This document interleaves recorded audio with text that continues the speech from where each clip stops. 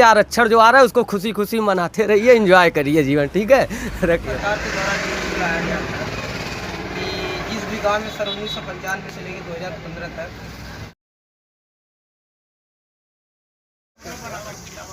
मौजूदा ग्राम पंचायत का चुनाव हो या इसे कह सकते हैं त्रिस्तरीय चुनाव, इसमें जो आरक्षण लागू किया गया है उस पर काफ़ी बहस चल रही है। उस बीच हम जलालपुर चौराहे पर खड़े हैं, यहाँ के आम जन से जानते हैं कि क्या उनकी राय है इस आरक्षण के लेकर। तो सबसे पहले आपसे जानना चाहेगा, हम ये बताना चाहते हैं कि त्रिस्तरीय पंचायती चुनाव में जो भी आरक्षण व्यवस्था की गई है और इससे आम जनता संतुष्ट। कई ब्लॉक में ऐसा भी हुआ है सर, अरे सुनते जाइए, कई ब्लॉक में ऐसा हुआ है कि 64 गाँवों में 42 गाँव में आरक्षित सीटें कर दी गई, उस पर क्या कहेंगे? आरक्षण दिया ही गया है, उसने अपने रोजगार बैठा है आरक्षण का, तो कभी नहीं हुआ तो वो भी आरक्षण से क्या लगता है आपको कि ये जो जात के आधार पर SC ST OBC ये जो थोड़ा या यूँ कहें इसको मान दिया गया है कि आप अगर जनरल कास्ट में होते हैं समाज नहीं लड़ सकते, आप SC में नहीं लड़ सकते, आप ST में नहीं लड़ सकते, लेकिन आप जनरल हैं तभी जनरल में लड़ सकते हैं, जबकि केवल जो अन्य हैं आपके अलावा वो लड़ सकते हैं। ऐसा हमारी संवैधानिक व्यवस्थाएं हैं जो पहले से चली आ रही है, लेकिन इसको परिवर्तन करना चाहिए कि जो माने जनरल सीटें हैं उससे तो जनरल रखने लगा तो ज़्यादा क्योंकि हमने देखा है कि समाजों में भी गरीबों की संख्या है। वही अगर गरीबों की संख्या न हो, गरीब तो अमीर हर जगह होते हैं, लेकिन जो गरीब है उन समानों के लिए तो 10% व्यवस्था की गई है नौकरियों या अन्य जॉबों में, अगर उसे अच्छी तरह से लागू करना है तो इस पंचायती त्रिस्तरीय चुनाव में भी लागू करना चाहिए। आइए हम यहाँ से पूछना चाहते हैं इनसे भी, अच्छा ये जो आरक्षण है इस पर क्या कहेंगे? आरक्षण पे क्या कहेंगे? मतलब अगर आप जनरल हैं, आप जनरल और आप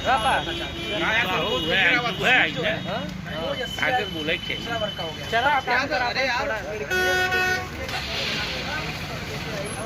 क्या आपको ये नहीं लगता कि आपके साथ ये बर्ताव सही नहीं है? सबके साथ तो बराबर का बर्ताव होना चाहिए। कुछ मानना है कुछ लोगों का कि सरकार का जो नियमावली है वो सही है, लेकिन आपसे भी जानना चाहेंगे कि क्या ये जातिगत आरक्षण जो है किसी भी सिस्टम में किसी भी सेक्टर में क्या वो सही है? नहीं सही है, बिल्कुल नहीं सही है। इस चीज़ को हम नहीं मानते, इसलिए नहीं मानते कि सरकार केवल वोट की राजनीति कर रही है और बैकवर्डों को सीट दे करके अपना वोट इकट्ठा कर रही है, इसलिए एक मिनट को हम ये कहते हैं कि जो पढ़ाई सेक्टर में होगा, मतलब स्टडी में हुआ या नौकरियों में जो आरक्षण दिया जाता है जाति के आधार पर, क्या वो जाति के आधार पर आरक्षण देना सही है? नहीं सही है।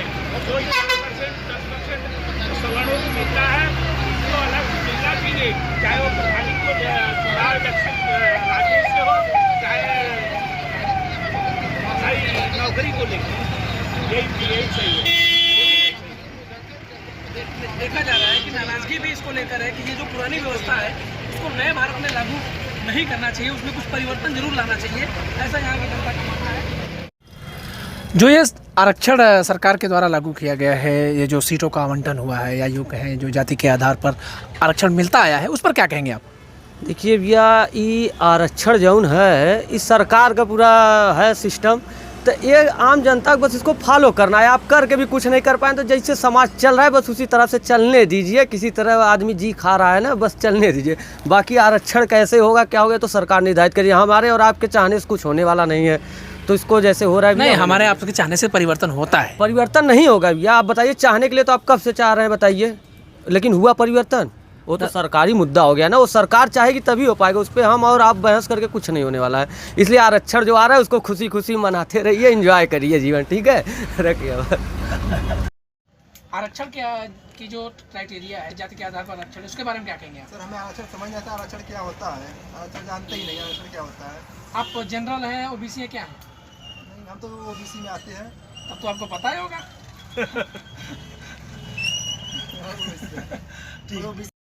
जो ये जातिगत आरक्षण है उसके बारे में आप क्या कहेंगे? आप युवा हैं और अभी आप प्रधानी पद के लिए उम्मीदवार भी थे, हालांकि ये जो आरक्षण की वजह से जो आरक्षण आवंटित हुआ है उसकी वजह से आप चुनाव नहीं लड़ पा रहे हैं, तो आप क्या कहना चाहते हैं जातिगत आरक्षण?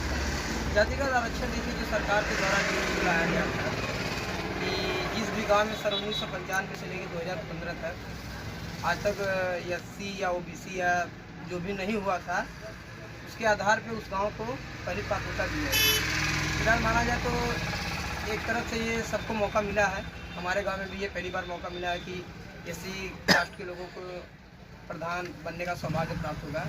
ये बड़ी अच्छी बात है क्योंकि हर इंसान एक समान है, सबको एक मौका मिलना चाहिए। जाति के आधार पर जो आरक्षण है, क्या आपको लगता है कि जो सीटों को बांटा गया है ग्राम पंचायत चुनाव के लिए, तो उसमें कहीं सवर्ण के साथ हमेशा से ये एक कहते हैं उनके साथ कमी तो नहीं हो रही है?